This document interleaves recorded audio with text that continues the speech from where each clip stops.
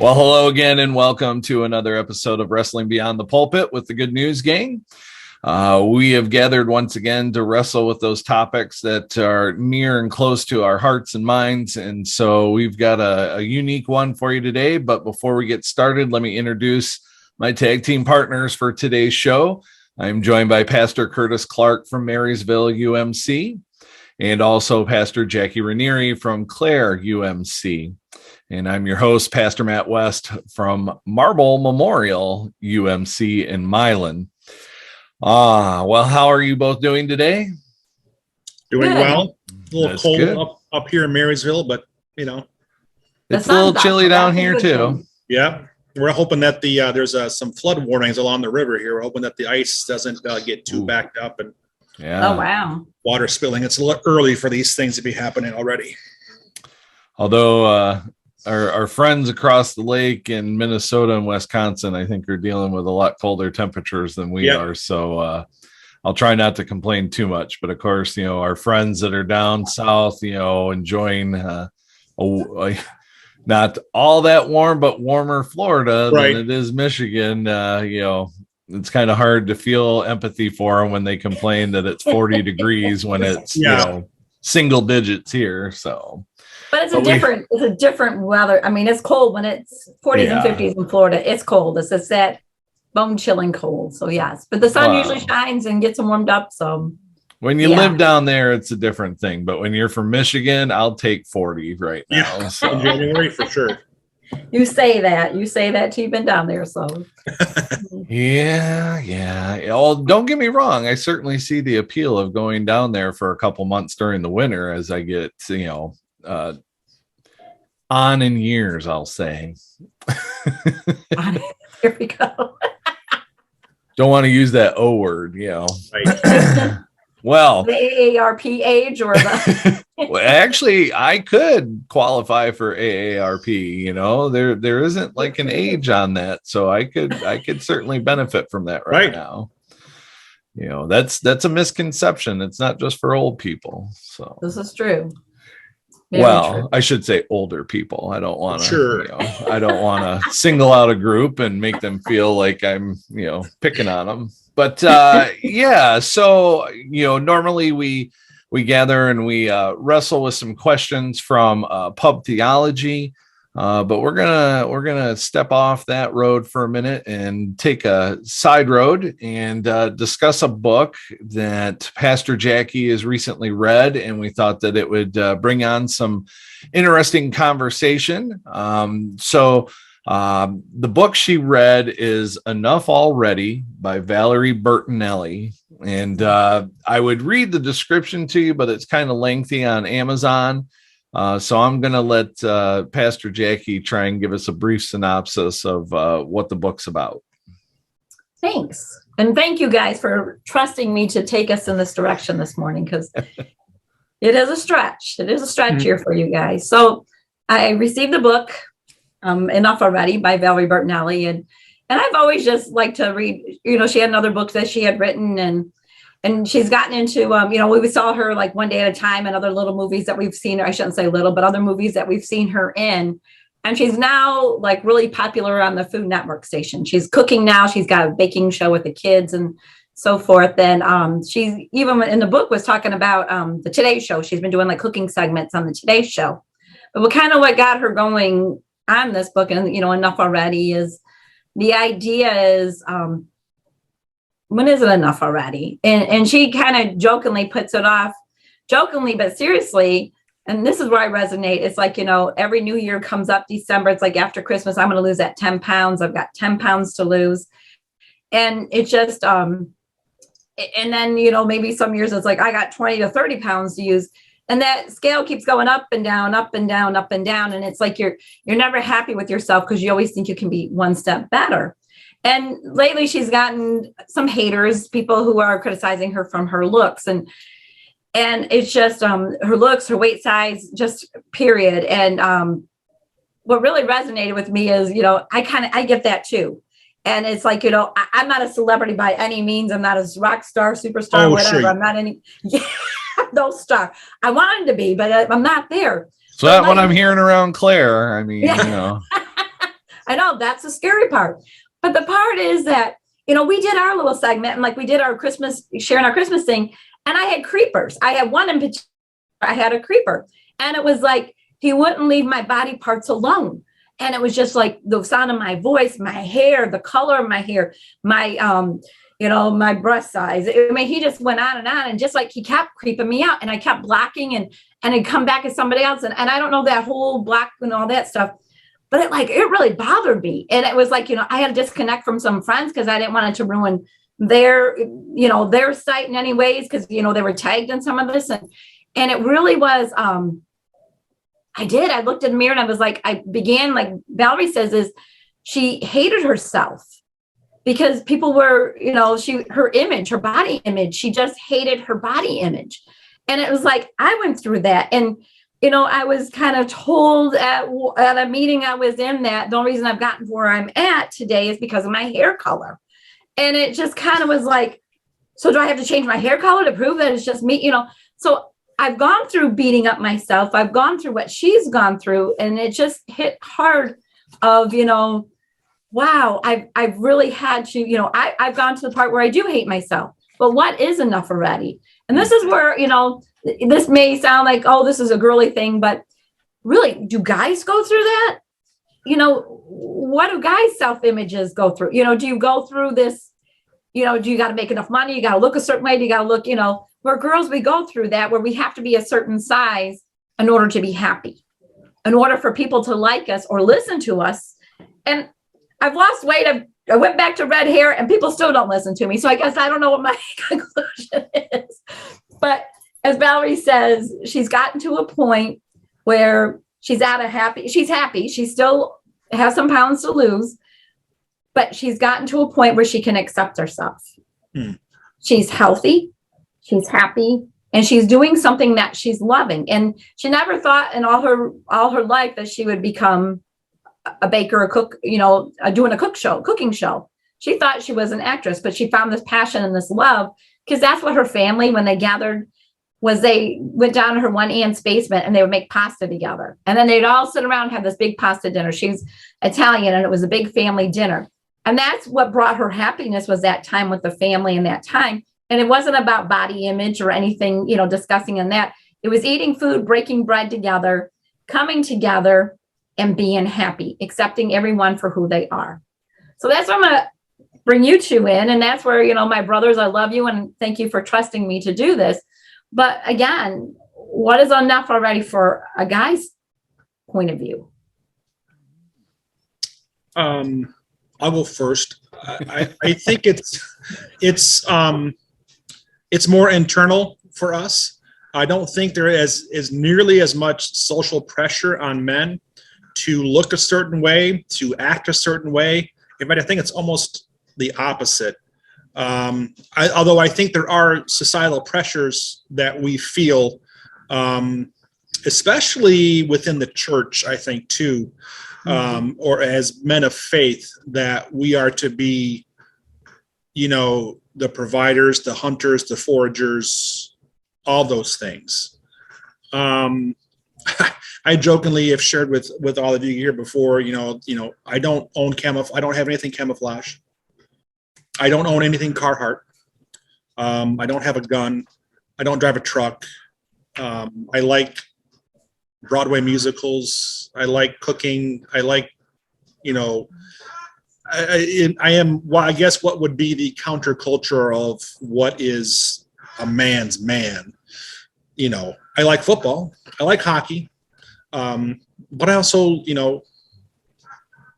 there's times where I would choose to do something else over watching those. Mm-hmm. As far as looks and appearance, again, I think we internalize it more, and I can speak just from my own point of view. I know when I need to make changes in my health, in how I feel about myself. And I'm not, there's no public body image that I'm trying to attain. I'm trying to put myself in a place where, like maybe she has too, where you recognize that I feel better with who I am. I'm more comfortable in my own skin, so to speak. And damn everybody else. Mm-hmm. That's just kind of how I feel. I don't know, Matt, if you have any other feelings or. Oh, so many feelings. I am somebody who struggles with body image. Even though I'm a male, even though I don't try to certainly show any indications of that, I do. Weight has always been a struggle for me. It's like a roller coaster ride, like many other adventures in life, and the fact that, I've dropped the weight. I did what I needed to, but then even after that, still feeling as if it wasn't good enough. And so, back in the fall of 2020, I spent, as you both know, I spent some time in the hospital. And prior to going into that, I probably felt the best I ever had because I had been running, something I never thought that I would do on a consistent basis unless I had a ball in my hand. And dropped the weight, felt good, like was doing something that when I was, heavier and younger, like I would have never imagined being able to run 13 miles. But still not being happy with what I saw. So it is, self-esteem, however, body image, however you want to put it. It's a struggle for men. I just think that, like Curtis said, it's more of an internal thing, as opposed to knowing that God is the only one that I need approval from. In my mind, the gears are always spinning of what do other people think I look like? Or when I notice that, the weight's coming back on, finding a way to justify it as opposed to doing the hard thing and taking it back off. That's been a struggle since I've been in the hospital, because that's the other side of that story was as good as I felt going into the hospital when I came out. Certainly bouts of depression came along with it. I wasn't able to run like I was, mainly because I had restrictions coming out. And so what did I do? I was bored, so I ate. And not that I gained all the weight back that I had lost prior to going in. I've gained enough of it back that now I am bothered by, by no means do I think I look atrocious, but at the same time, I don't like the way I look. So it's hard just to, to utter those words, enough already, because some of it is brought on by myself, and it's hard. So, I mean, it's not easy. I mean, we would like to be able to just, flip the switch, but it's, I don't know. I spend time speaking with a counselor, to kind of help me through some of this. And that is one of the biggest things we talk about is, my issues with my body image or self-esteem, let's call it for what it is. And so there's nothing wrong with that. That's just like, as you notice, I'm wearing a football shirt today, and society would dictate, for most people without talking to me, oh, he's one of those guys. Well, there's a lot more to Matt West than this football shirt and having been a football coach and played football. But again, these are stereotypes and many things along with our body image and how we should be successful in order to live a happy life. I mean, I believe all three of us are preaching a series right now called The Good Life, where we're talking about the exact opposite, that God's kingdom is upside down, and that these things that society is telling us lead to the good life are false. Look at scripture to see what it is that actually truly leads us to a good life. But again, just like anything with Christianity in life, easier said than done. Right. So Thank you. I'll share with you just kind of a funny thing. Last night, a friend of mine on Facebook shared this post, and it's a meme, and it says PSA, public service announcement. And her husband, and she's married, know the guy, great couple, just awesome. Real fun. She says, "Do not take your husband to Hobby Lobby. He will ruin your happy place, complain down every aisle. Things become less magical." And I thought it was funny because I love Hobby Lobby. It's my absolute favorite store. I am more comfortable in Hobby Lobby than I am in Home Depot. I love Hobby Lobby. And so, again, that goes against, I think, what is the stereotype, as Matt just talked about, of who we're supposed to be as men in this culture. So let me throw this out to both of you. So if we look at scripture, we hear the things that tell us our body is a temple, and we take it as to like, okay, this is the vessel God gave us. We need to take care of it and treat it as such, like a temple. Mm-hmm. So how does that play into what we're discussing today?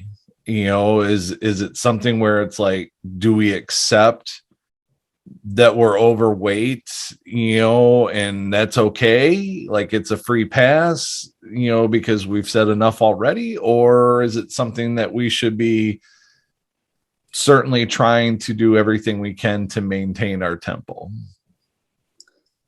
Well, God didn't give us a size. Like, look at pyramids. They're all different shapes, right? But as long as they're healthy, sturdy shapes, I think it's okay. I mean, if you're, and I'm not saying if you're overweight and you have such health issues that it's hurting your knees, your back, your heart, that's something that you really need to talk to your doctor about, and even, get some help about it. And you mentioned counseling before, and it's like, I talked to a counselor myself, and Valerie Bertinelli said she finally got to a point where she would start talking to somebody. And I think that's healthy because, you have your friends, and, we have us, and we share a lot of personal things that go on in our lives, and we're there to support each other. But there's something with somebody who is trained to listen and pick up on the key words that you say, because I could say something and not think anything of it, but the customer say like, well, did you just hear how you said that? Or, and there's something there. But I think, again, it's healthy, and it's even, not even physically healthy. We need to be spiritually healthy. We need to be mentally healthy. And I think that's that whole package. So God doesn't say your temples all have to be like 10 by 10, but you have to respect it, and you have to treat it well. Right. Yeah. And I think too, and again, this is just from my own experience and point of view, when I look at my own health, own appearance, and the struggles I've had on both of those fronts, I wonder how that comes across as a spiritual leader, as a church leader. Do my parishioners see me as someone who isn't disciplined, who isn't obedient, and who has fallen short, who is, those kind of areas? And I think there's opportunity to work on those areas, to then become more disciplined, to exercise, eating right, to be more obedient, to following plans and paths, those kind of things, while still staying in that framework that, yes, our body is a temple, and you're right, there's no specific size on what that temple has to be. And we can be healthy, doesn't mean we have to be rail skinny. But I have struggled and wondered, am I being a faithful witness as a Christian leader, being overweight, having to be on a blood pressure pill, things like that. And so those are, things that are driving me right now, as I shared with you guys a little bit earlier, of starting a new routine of exercise and changing some eating habits, to try and be that more, dedicated, committed leader. Yeah, again, I concur with you in the fact that that's certainly a thought that's went through my mind with my congregation, because when I arrived in Milan, that was when I was, at my best. I felt was thinner, but now I'm putting weight back on, and it's like, okay, although I shouldn't worry about it, it's in my mind. Like, they're thinking, gosh, what happened to him? Like, what's going on? Like, he's putting the pounds on, and it's just, it's not something I spend an incredible amount of time thinking about, but it's still in my mind. And as long as that seed is there, well, then, there's the opportunity for that seed to grow, and it's not healthy. So you're right too, Jackie, in the fact that spiritually, physically, and mentally, we need to get to a point where we feel healthy in all three of those areas.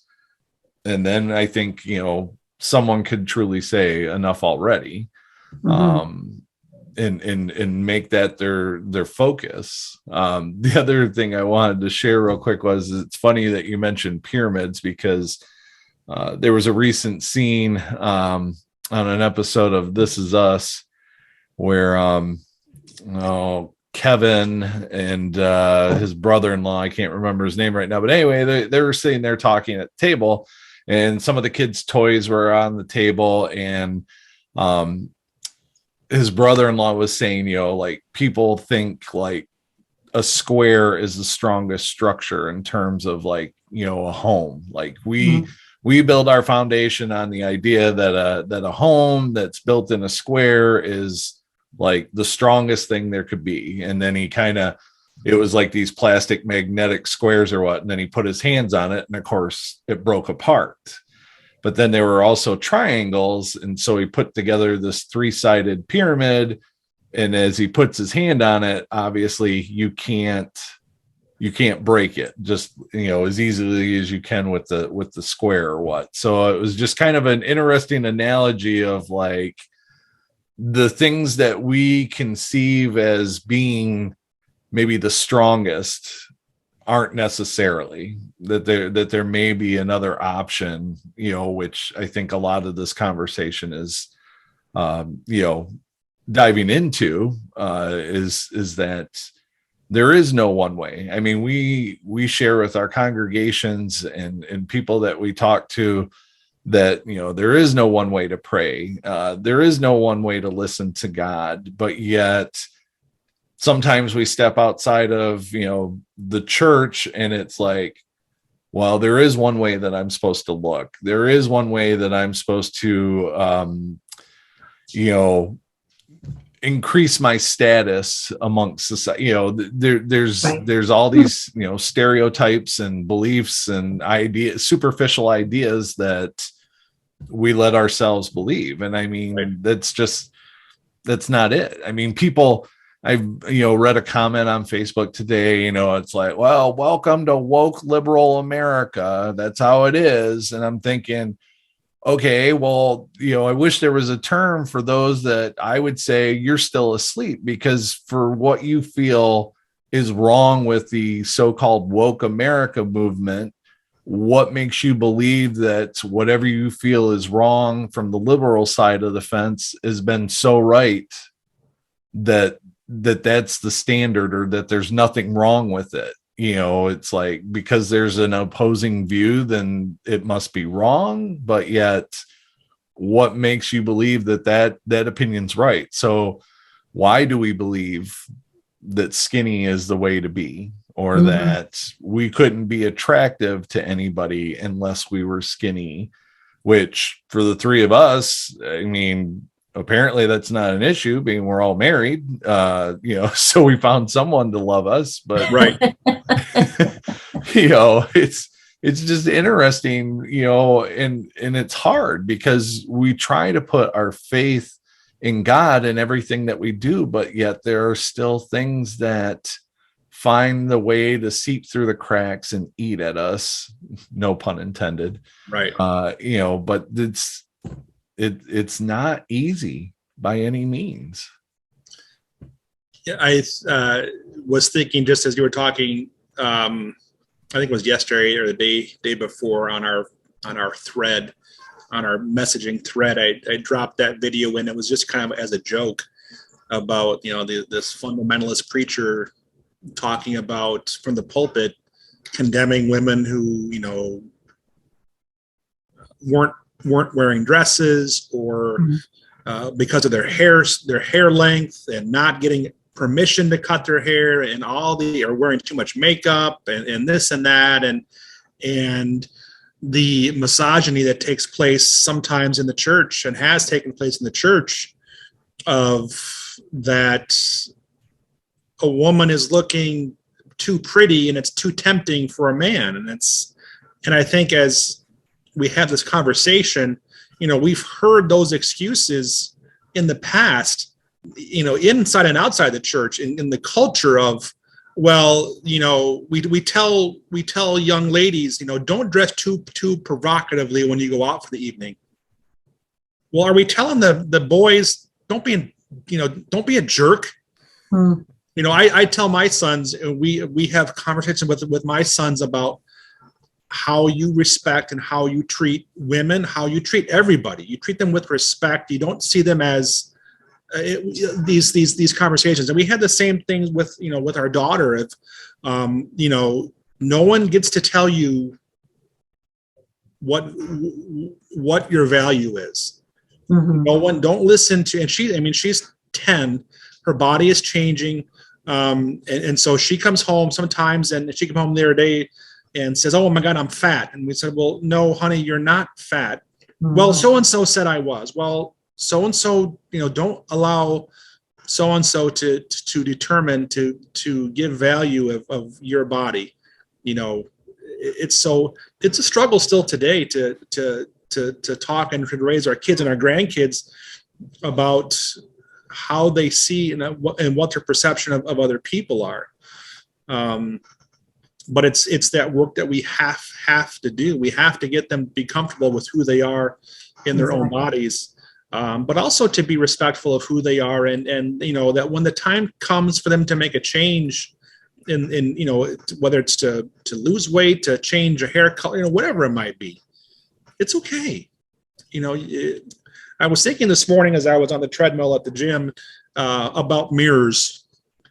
Mirrors are the most honest thing I think we have in our house. Mirrors see us at our absolute best, and they see us at our absolute worst.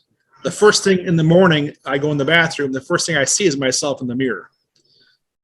We see ourselves when we're all dressed up, ready to go out with a night with our spouse, with friends. And the mirror sees us when we're ugly crying, when we miss mom or dad, or we've had a bad day at work or something like that. But the mirror never lies. Yeah. We tell ourselves, or we see ourselves differently in that mirror, but the mirror never lies. Right. And at the end of the day, the mirror is reflecting back who God has created us as someone in His image. So that was just what was rattling through my mind this morning at 6:30 on the treadmill. Good thoughts there. We'll preach at some point,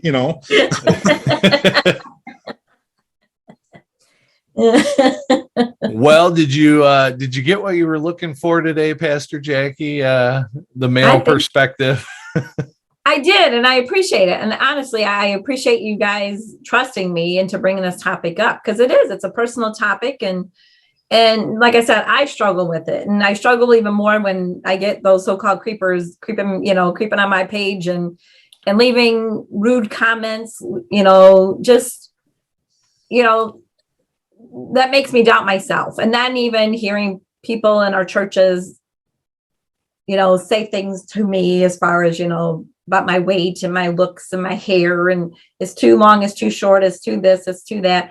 And it just, and as I said, I think this book resonated with me. I couldn't put it down. Like I said, it took me 2 days to read it. And it was just like, I should have been reading other things, but I couldn't put this one down. And it was just like, I really wanted to call her up if I had her number. Like, oh my gosh, let's talk, because I get it. I get you, so, but that's what made me think of, you guys, my brothers, how do you feel about this? Is it just a girly thing, or is it really something? I think from the sounds of it, sounds like we all struggle with something about ourselves. And obviously, you know, from her point of view, she's been in the public eye since she was a teenager. Yes. You know, her whole adult life, she has been in the public eye as an actress, you know, married to, you know, one of the most famous musicians of all time. Now, and I think it's so cool that she's just found this groove in her life right now where this is who I am. This is what I'm going to do. And if you don't like it, then oh well. Right. You know, I see a lot of people on TikTok who have taken the same attitude. It's like, if you don't like the content I'm posting, don't follow me. Right. Move on. Oh, yeah, scroll. But if my butt's too big, you don't like the color, move on. There's others you can look at. And I think, you know, obviously social media over the last 15 years has given everybody who chooses a voice, good or bad. Right. And so many people now think that they have that it's their duty to call somebody out or to condemn someone because of their hair color, because of their weight, because of their belief, or whatever it might be. Right. And, you know, I think, again, that's an area where as parents, we're really trying to impress upon our kids, you know, that's not the avenue that we go with for approval either. But yet, you know, there's so many kids who will post stuff and are looking for, you know, we all preached on a couple of weeks ago about, you know, how many likes are we getting on our social media posts and pages and things like that? How many followers do we have? Does that determine who we are? It's like, well, no, it doesn't. But there are people that's where they find their value. And it's going to be a hard reality when it crashes. But yeah. Well, for some, there was a period of time where it was like it took liquid courage, as they say, before you would maybe say some of the things you would to somebody. Now it's kind of more keyboard courage. Yep. You know, or as I like to call them, keyboard warriors, you know, and have no problem spouting it. I don't think they would say the same things to somebody's face. Some probably would, but I don't think most of them would, because they find the anonymity of being able to hide behind their keyboard easier to spew their hatred and negativity. And then, you know, it brought me back to your idea of like, I wonder what they see when they look in the mirror, because it's like some of the stuff that they're calling people out about, or, you know, the old saying of like, you know, when you point at somebody, how many more fingers are pointing back at you, you know? So yeah, and of course, according to that video you shared with us the other day, you mentioned, even though I consider myself a moderate, I apparently have a liberal haircut. Right. So, you know, I'll just let that go. But yeah, you know, for another day on a conversation, you know, I saw another one that you want to talk about enough already in terms of issues with the church, you know, in America. I saw a clip of a pastor preaching to a group saying that there could be the possibility that your children are demonized, but doctors call it autism. I saw that. I'm like, oh man, absolutely. Talk about all right, you know, that's where sickening. I can comfortably say enough already, and that kind of garbage needs to go. I'll just say, if anybody who watches this is following Greg Locke, the man's a heretic. Yeah. Don't follow him. Do not listen to him. Do not. He is an absolute heretic. Do not. And I think to some extent, you know, you had brought it up earlier because I've seen videos speaking, you know, besides the one you've shown, of many pastors from the pulpit pointing the finger at women for the reason men are led down the path astray, or that, you know, you need to stop tempting us, or what, the misogyny that goes on in churches or what. But the irony between the one I just talked about and then these ones where we're seeing them, you know, preach down to women, is then they'll tend to follow it up with like, you know, because somebody might be upset, like, go ahead, leave. I don't care. But in my mind, you would think like something would be clicking going, there might be something wrong with what I just said. If I'm telling people, if they don't like it, they can leave and I'm all right with it. Right. Because to me, that is not any teaching of Jesus. That is not the word of God that I read that would, compel me as a pastor to do that. I mean, especially, as we talked about these, body image issues or whatnot, how is me, being overweight give me the pass to tell a woman in my congregation, well, you should probably lose a few pounds. Really? Well, to make your husband Matt, I think you need to look in the mirror because guess what? You could probably lose a few too. I've been told, if only you were prettier, or maybe you lost weight, or maybe you, did something with yourself, maybe then. And it's just like, could somebody show me in the Bible or the Book of Discipline in the United Methodist Church where it shows bodily descriptions of pastors and what they should be? I mean, right. Well, and I think, even the larger conversation of how the church, Big C church, has bumbled, mishandled people who are battling depression, mental illness, addiction, that it's just a spiritual problem. But Matt, when I saw that clip too, it absolutely broke my heart, and it just sickened me to the core that there's people listening to this affirming what he said about kids with autism, and that's sad. Yep. It is certainly interesting, and that just makes me think more about that thought I shared earlier about, people who complain about, what they call woke America, thinking like, what is it that, people are arguing about that you feel is so right that there couldn't possibly be a better way to think about it or another way, as opposed to, it's just so heartbreaking to see the division that just continues to grow versus us really trying to come together, and that's the whole thing. It's like, why do we feel the need to tell somebody like, well, maybe if you did something with yourself? What if I don't want to? What if I'm happy? Right. I'm supposed to just take what you say and live by that, even though God tells me I am who I am because you created me. And now because somebody comes along and says, well, it's okay, but could be better. Like,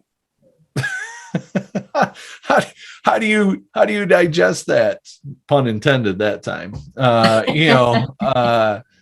But it's just crazy, and it just, how do we, we're trying to live out a vision at Marble of just being good neighbors. And certainly when we can't hold these kinds of comments, whether it be somebody in the community or somebody in our church, when we can't hold back these kind of comments or thoughts, or trying to armbar somebody into believing that this is how it should be, that's not being a good neighbor. That's not living out the gospel. That's not spreading the good news as we're supposed to. So, I continue to pray that hopefully we can, set aside our indifferences, because there are certainly days where instead of we the people, it seems more like I the people. And I think we certainly need to change the direction, whether it's in our churches or in our country. Something hopefully will set us in a direction that we can say enough already and move forward to something better. Absolutely. So wow, this is I had no idea what direction this conversation would go today, and yes, we we put our trust in Pastor Jackie today to offer something different to our conversation, something different to wrestle with. But before we say goodbye to our audience, either one of you have any final thoughts or comments before we say goodbye? I think just it's okay. I mean, it's okay to be satisfied with who you are and to accept who you are. But it's also okay that if you're not happy and satisfied, to make some changes to improve. You know, we should always be looking for opportunities to improve and grow in our faith, in our understanding, in our love, in everything. And I agree with all of that. And just, you know, you got to love yourself. I mean, we're created in God's image and God loves us, period. And it's just, you know, we need to have that love for ourselves as that God has for each of us. On that. So. Yes. I'm actually thankful for this conversation today. Absolutely. Thank you, guys. And I think it's important for our viewers to hear, you know, I guess as you were looking for the male side of this conversation, to see that we do have some of those issues. Now, I know Pastor Curtis and myself are ones that are willing to share those thoughts, and there are others that aren't so comfortable doing so. So it's wonderful that we were able to share this with you and discuss this, and certainly just encourage people to feel healthy, both spiritually, mentally, and physically. Just find your way of being healthy, because again, this is another thing that there is no one way. So yes, thank you, Pastor Jackie, for bringing this topic to us today to wrestle with. And we look forward to seeing you again. But until next time, peace be with you.